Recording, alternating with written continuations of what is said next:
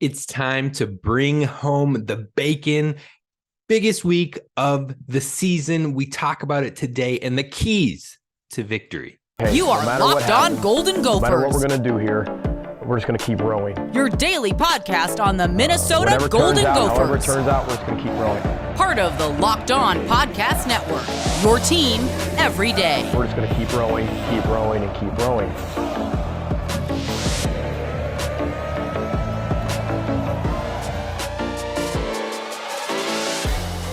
You're listening to Locked On Golden Gophers, part of the Locked On Podcast Network, your team every day. My name's Kane Rob, host of the podcast, former collegiate football video coordinator and recruiting assistant, here to talk Golden Gophers with you each and every day of the week, Monday through Friday. Now, I know I was off my game yesterday. I was not able to get a new show up. We were going to talk about the men's basketball team and what happened in that last game, as well as have to give shout out and love to the Gophers women's basketball team and absolutely balling out that last Sunday, hitting a game winner. Now, you'd like to see a bigger win with that team, but what they faced and the adversity they went through, and then to come back with the win like that, it was beautiful. It was great basketball, and it was something you love to see with a growing young team. Now, we're not talking that today, so I'm not going to get too far gone into that, but most weeks, Monday through Friday, every time, once in a while, something will come up, and I just appreciate your patience.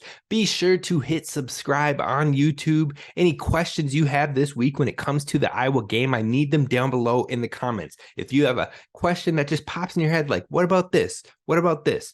I want to hear about this. Drop it in the comments on YouTube. And be sure to follow the podcast wherever you get your podcasts and leave a 5-star review. It helps others in the community find us here. This is one of the best fan groups in the nation, one of the best fan bases in the nation, but we got to get them here. We got to get them talking. We got to get them going. So be sure to subscribe, be sure to follow wherever you get it, and leave a 5-star review. Now, let's wait no further. Let's jump in. We're talking about the keys to defeating Iowa this week. And of course, we have to talk about the players we need to step up, as we do each and every week. Now, looking at the defensive side of ball, let's talk about what this Iowa defense has done, because that is what they are known for, is their defense and their special teams. So where do they rank in the conference? Well, when it comes to rush defense, Iowa is 8th in the entire nation in rush defense. That's right. It's going to be tough sledding for the Gophers when it comes to rushing, and it won't be much easier on the offense or on the passing side of things, where they are ranked 10th in the nation, top 10 in both areas, and scoring, they are 5th in the nation. One of the best defenses in the nation, bar none. Now, on the rushing side of things, only 3 teams in general have rushed for over 100 yards as a team, and that's Iowa State, Illinois, in Michigan. Now, it just happens to be that they each had a 100-yard rusher. Iowa State coming in with Jarrell Brock at exactly right on the money, 100 yards.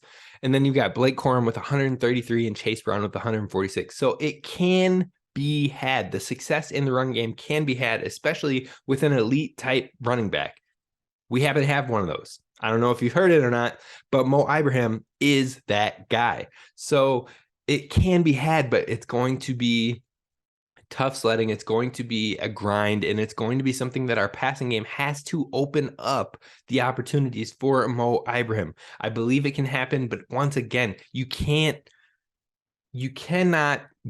give this defense any mistakes or anything of the sort, and that's shown.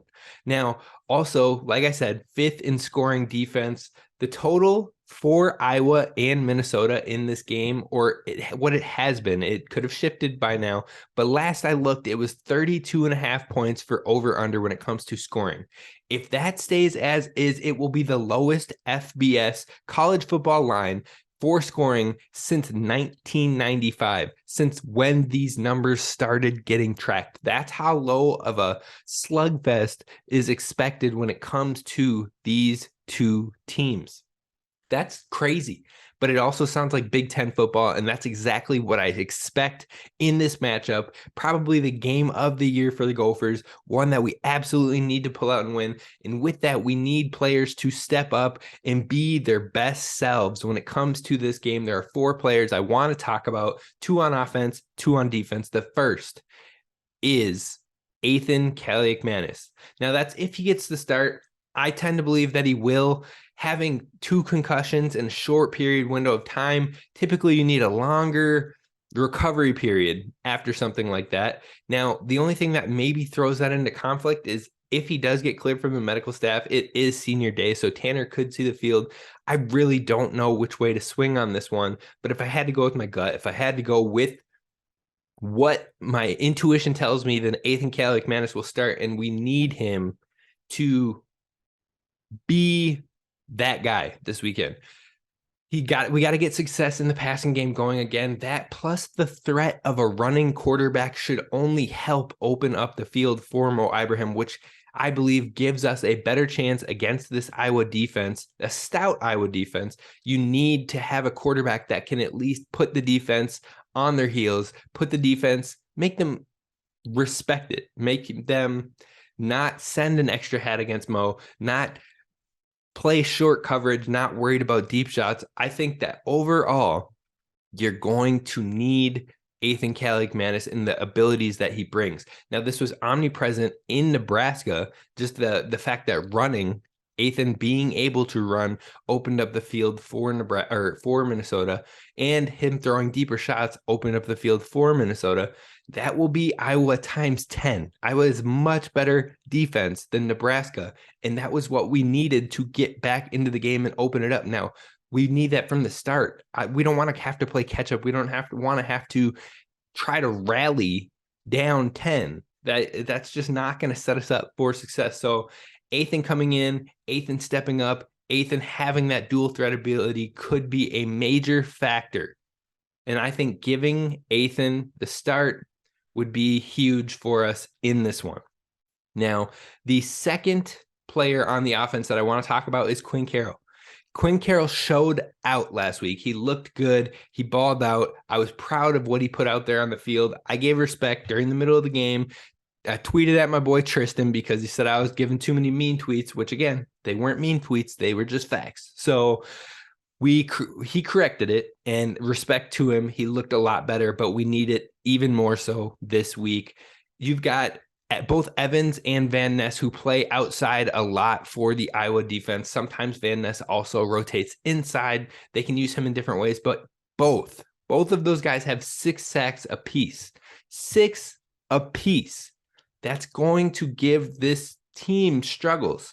And we've seen what the quarterbacks do under pressure in this offense. It's been a lot more difficult. Let's just go with that. It's been a tough sledding when it comes to having heavy pressure for the entire game. Now, Ethan is able to run outside more, extend the play time.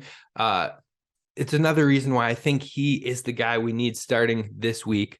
But I'm not going to get back into that. But Quinn Carroll, being on the outside, probably seeing looks from both of these guys, now is the time to prove you are that guy. You are the highly touted offensive tackle that you have been. Now is the time to show you are him. And I think that is going to be a huge deciding factor in this game because they're going to look at Quinn. Quinn has given up the most pressures in this game, as we've talked, or in this team that we've talked about, by a wide margin. So if you don't think that Iowa's seeing that in the film and they're not going to try to capitalize on that, you're foolish. You're foolish if you don't think that's going to happen. So we need the best Quinn Carroll stepping up this week. Big time. Big time. It might be the most important player and unit in this game is the offensive line. If we can't have more time for plays to develop, more time to get a passing game going, so that way we can get the running game going. If we don't have the time, folks, it's going to be a rough one. It's going to be a rough one. And I don't want it to be that. You don't want it to be that. We need this win. So those are the 2 on offense. Now the 2 on defense. First, I got Ja Joyner. Now, Iowa is 116th in the nation in sacks allowed. They've given up 33 sacks. That's a whole bunch, a whole lot. They can be had there. Meanwhile, Minnesota, just for comparison, has given up 13. They're 13th in the nation in sacks. They've given up 10 sacks. That's how big the difference is from 13th to 116th, is 10 sacks to 33 sacks. Quite the difference. So the opportunity is there. The pressure in the pass rush has been getting better and better for the Gophers, and Ja Joyner has been a large part of that success. So hopefully him putting on the pressure will be a key in this game as well. And I asked Coach Fleck about Ja Joyner in the last presser and how he's grown over this back half of the season. Here's what Coach Fleck had to say. From Ja Joyner of this back half of the season. I told him this last night. The old saying of you got to believe in yourself first if somebody believes in you. I'm not sure if I necessarily believe all of that, but I will say that, our job is to keep instilling confidence into you and into you and into you. Now, you've got to take that and run with it and get yourself to believe in yourself more than you ever have. And I think Ja Joyner is a great example of that. One, he came here, 40 pounds lighter.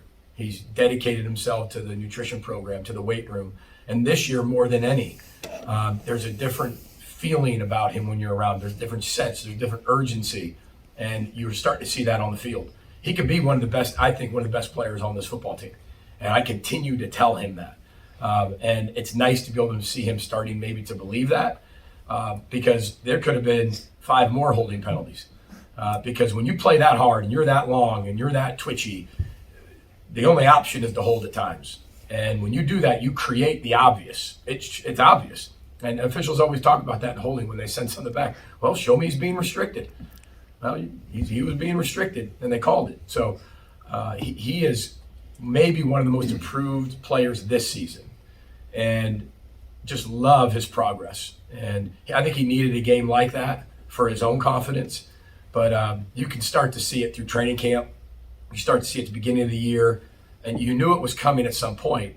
But to me, he's the X factor over there right now. If we can get him to keep playing at that level and continue to invest in the weight room, invest in the nutrition, invest in himself on and off the field, he's going to be a really special player because he's got multiple years left. So we're excited about his future, but futures now are technically. So he had a really good game, and he was one of our players of the week. Really proud of his progress. So to me, on the defensive side of the ball, he is a necessary contributor, and we will need him to keep this Iowa offense stagnant. Now, the second player I want to talk about on defense is Danny Sturgow.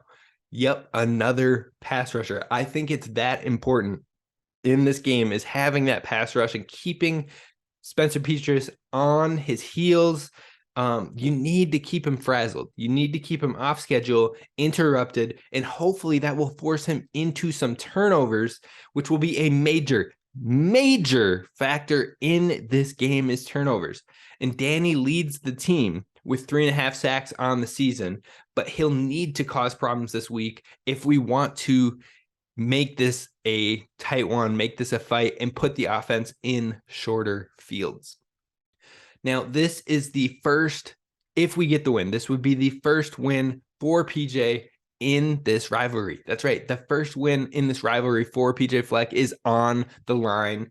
But how can you beat an elite defense that doesn't make mistakes? That's what we're going to talk about, the keys and how you beat that, coming up next. But today's show is brought to you by our friends at LinkedIn Jobs, the #1 place you need to go when you're trying to make a quality hire in 2023. LinkedIn Jobs is one of the biggest networks out there, and they make it simple and easy for you. And that's right, for free. You can post about your job for free at linkedin.com/lockedoncollege. It's simple as that. You get a free job post. You get one of the biggest hiring networks out there, and you have free tools like screening questions and whatnot to help you find that quality candidate even faster than normal. Post your job for free at linkedin.com/lockedoncollege. Again, that's linkedin.com/lockedoncollege. Terms and conditions do apply. So thank you once again, Gophers fans, for making this your #1 listen when it comes to Gopher sports on the daily. And if you need a quick brief catch me up when it comes to all sports, because sports are ever changing and the news is always breaking. Well, then Locked On Sports Today is a great show for you to get the hardest hitting information on what is happening in the sports world. So make that your second listen. But let's get back into this. Let's talk about the keys to beating Iowa in this major rivalry game, one for the ages, one for the conference potentially, when it comes to the division in Big Ten West. So what are the three keys to beat Iowa in this one? The first one is what I said earlier, getting pressure on the quarterback, but pairing that with containing Caleb Johnson. Now, a lot of Gophers fans might be saying, who is Caleb Johnson? What are you talking about? I haven't even heard of this guy. It's their true freshman running back who has had moments of absolutely gashing teams and balling out. In fact, his run style is very similar to Devin Mockabee. His build is a big boy as far as he's not like a Derrick Henry power through you every time type of back, but he's got good size to break tackles and he's got the speed. He's not slowing down. He's a good running back.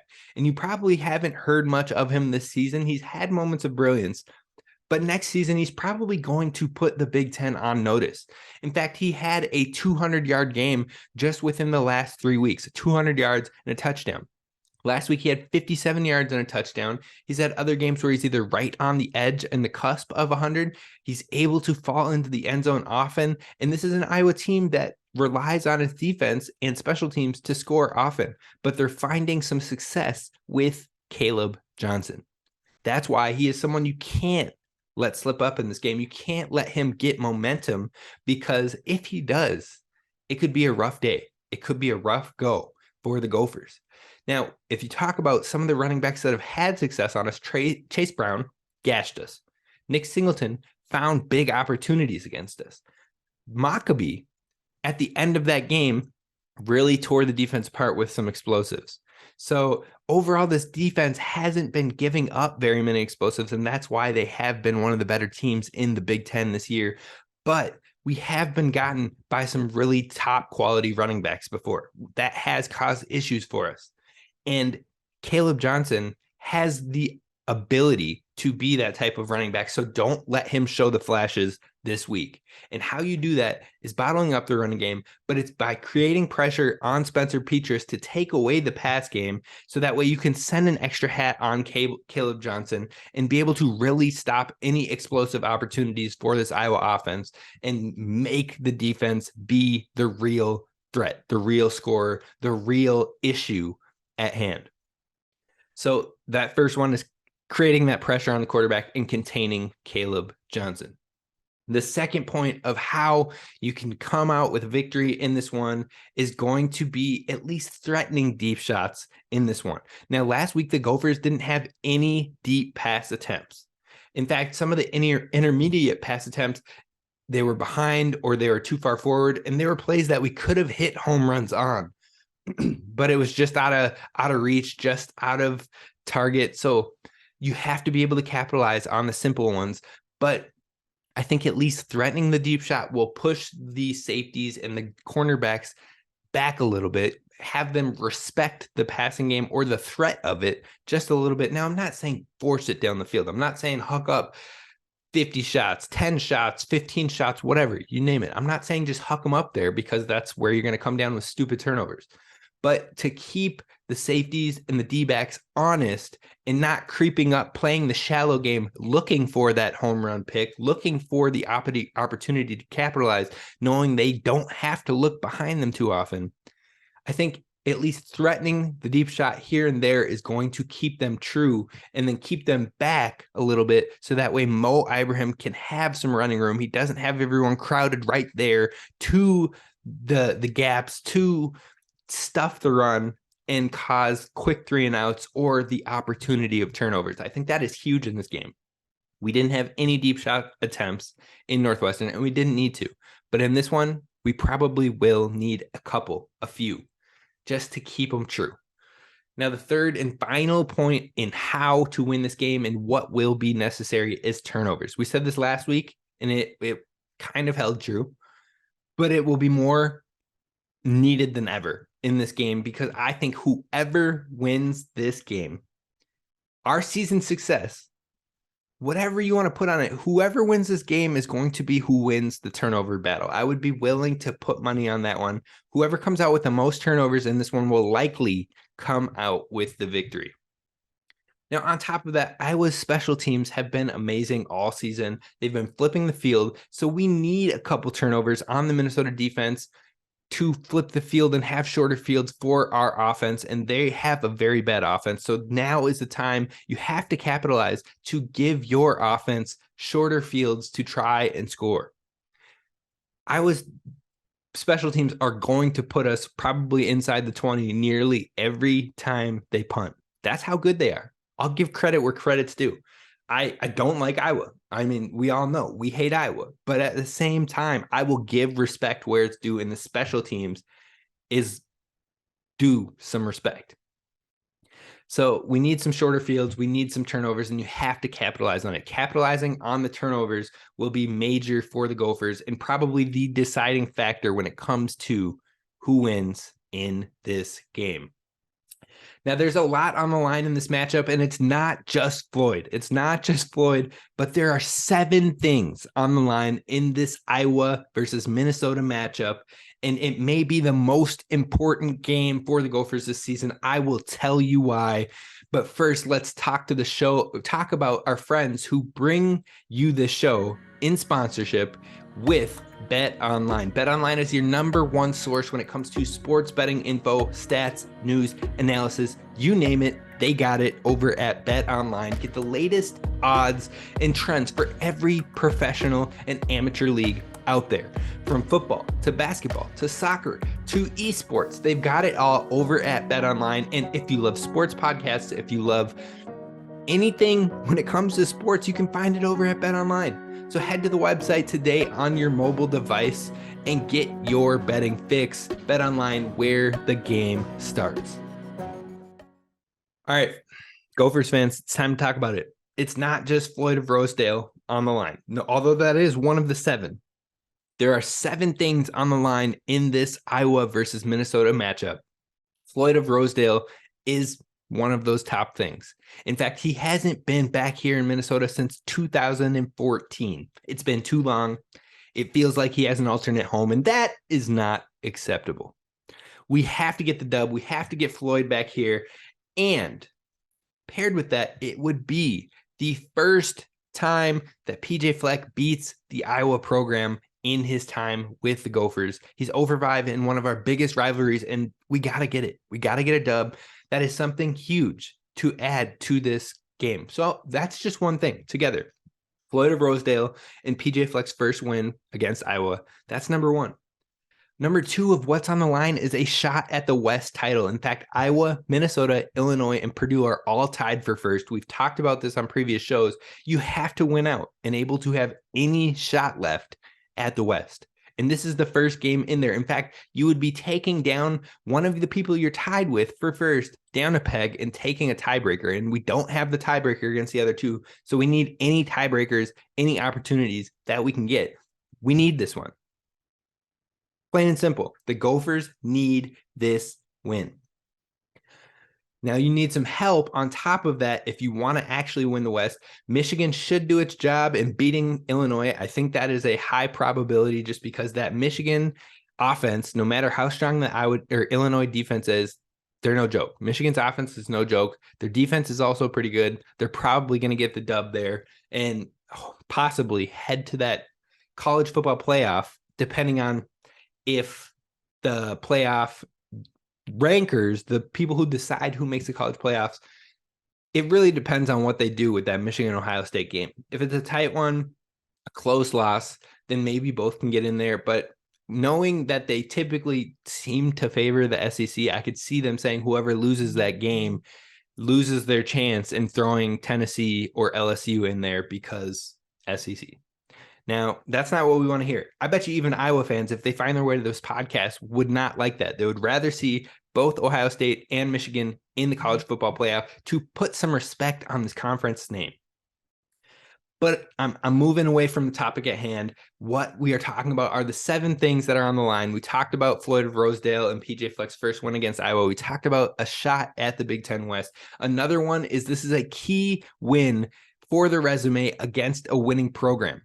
Now, that's huge for the Gophers because you're trying to get a big bowl game regardless of what happens in the Big Ten West. You're trying to get a high-caliber bowl game, which is also on the line here. This win on your resume is huge, and it will help you lead to a higher-caliber bowl game. If you lose this game, you've lost to quality opponents this year. You've lost to Purdue, you've lost to Illinois, lost to Penn State, and then if you lose to Iowa as well, you're probably going to see a lower tier bowl game. You win this one, you're probably going to see a higher tier. It's that simple. So you have to come out with a win on that one. Those are 4 things. Now, on top of that, you're risking a double-digit win season, which we've talked about here before. Typically, teams that can win double-digit wins, 10-plus games, are in the top 15% in the nation, and typically only about 20 or less teams can get to that double-digit mark. You're talking about you always are fighting to be in the top 25 when you are playing these college football seasons, but only about 20 teams or less get into that double-digit win category. So if you want some respect starting out next year, potentially, if you want to continue to build to what this has been building here in Minnesota, having a double-digit win season in 2019, being a game off of it in the last year's season, in the second full season, these past 2 full seasons have been close to that double-digit. Getting back to it would be impressive in its own right, and that's on the line. If you lose any more games, that's gone. So that's one of the things on the line. And then another thing is this could be a huge test for the offense and for your potential future quarterback in Ethan Kaliak-Manis. Think about that. This is going to be one of the toughest defenses he probably sees in his career. That's how good this Iowa defense is and consistently is. And they have guys like Moss, like Van Ness, like Evans, that could be NFL caliber players. This would be a huge proving ground for the young quarterback in his 3rd start ever, able to show signs of life, able to get a sense of the rivalries, able to grow from those opportunities. So big one, big test for the quarterback.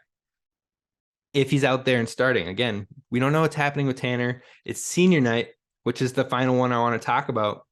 So if he is healthy, we might see him out there. But again, it is senior night, and this is a huge senior class. You're talking Tanner Morgan, you're talking John Michael Schmitz, you're talking Jordan Howden, Mariano Sori-Marin, and more.